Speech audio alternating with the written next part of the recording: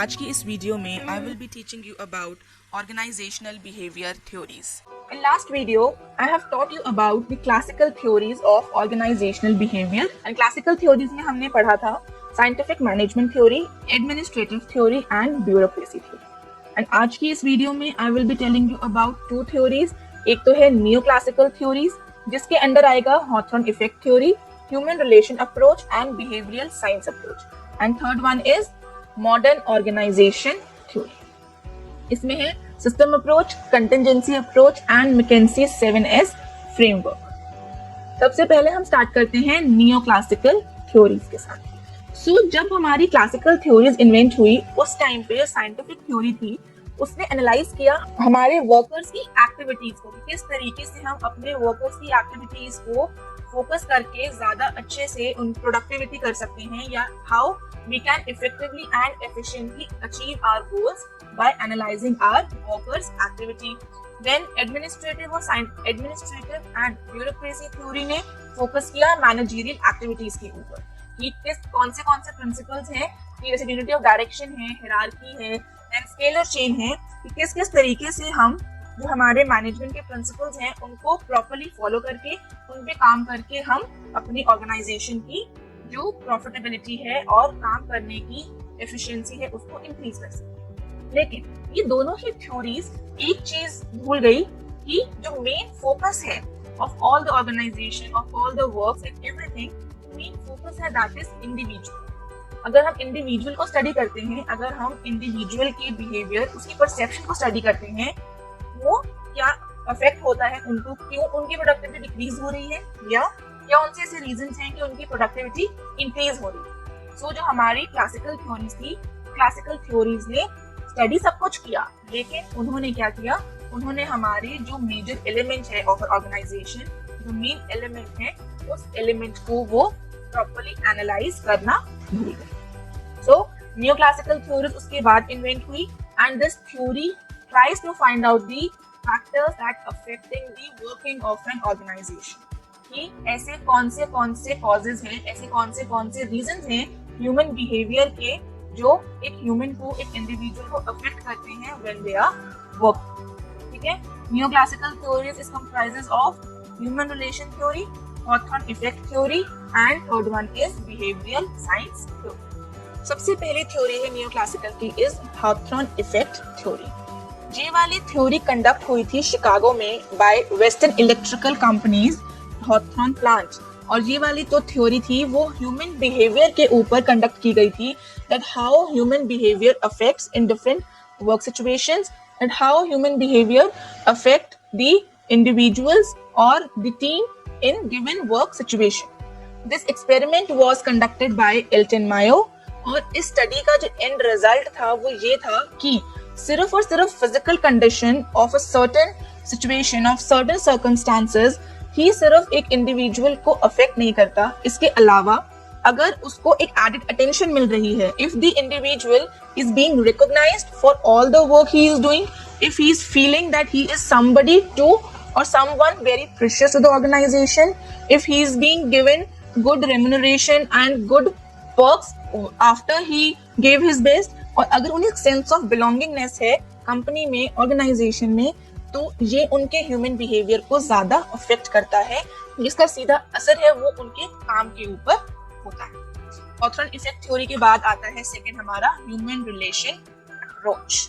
ठीक है, human relation approach theory जो है वो हॉथॉर्न इफेक्ट थ्योरी के बाद इन्वेंट हुई थी, और ये वाली थ्योरी ने फोकस किया था कि apart from focusing on individuals, apart from focusing on the work culture of the humans and studying about the human behavior, organization का एनवायरनमेंट या जो वर्क एनवायरनमेंट है वो भी अच्छा होना चाहिए, एंड जो टॉप मैनेजमेंट है they should always be open for communication, feedbacks, if there is any problem with the activities that are being going in the organization, performance related problem है, अगर जो इंडिविजुअल्स हैं, जो लोअर लेवल एम्प्लॉयज हैं, अगर उन्हें अपनी कोई बात बोलनी है, या दे शुड ऑलवेज फील कि it is a respectful relation between the top management and the lower management. ये वाली जो थ्योरी थी, this theory and this approach focused on the motivation, leadership and group dynamics of the organization. जो human relation approach है, it is not a universal principle because according to the organization हम employees को machines की तरह treat नहीं कर सकते because employees में अपने sentiments हैं, they are having their own set of rules, they are having their own set of mental caliber and machines एक non-living thing है तो you cannot compare living being with non-living being. So जो human relation approach है वो believe करता है कि जो साइंटिफिक स्टैंडर्ड रूल्स हैं वो ह्यूमंस के ऊपर अप्लाई नहीं होते because every human is different from another and human relation approach is people oriented approach.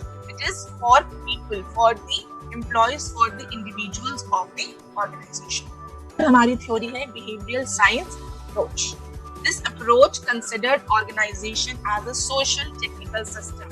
ये जो ऑर्गेनाइजेशन है वो एक सोशल ग्रुप है कि वहां पर फॉर्मल रिलेशंस तो हैं बट उसके साथ साथ एक इनफॉर्मल ग्रुप भी होता है because when you are being personal with the other person, when you are being in a good relation with other person, तो वो आपके काम के ऊपर भी अफेक्ट करता है.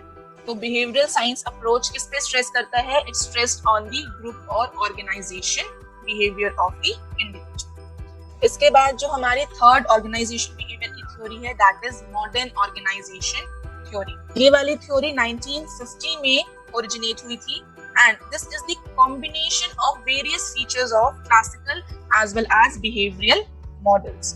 एज द नेम सेज जो मॉडर्न ऑर्गेनाइजेशन थ्योरी है it is a open system so that everybody can interact with each other. Modern organisation theory में सबसे पहला है सिस्टम अप्रोच कि हमारा जो ऑर्गेनाइजेशन का सिस्टम है, जो हमारी ऑर्गेनाइजेशन की एक्टिविटीज हैं वो तभी प्रॉपर काम करेंगी जब all the departments are well coordinated and they all are working in one direction in the organisation.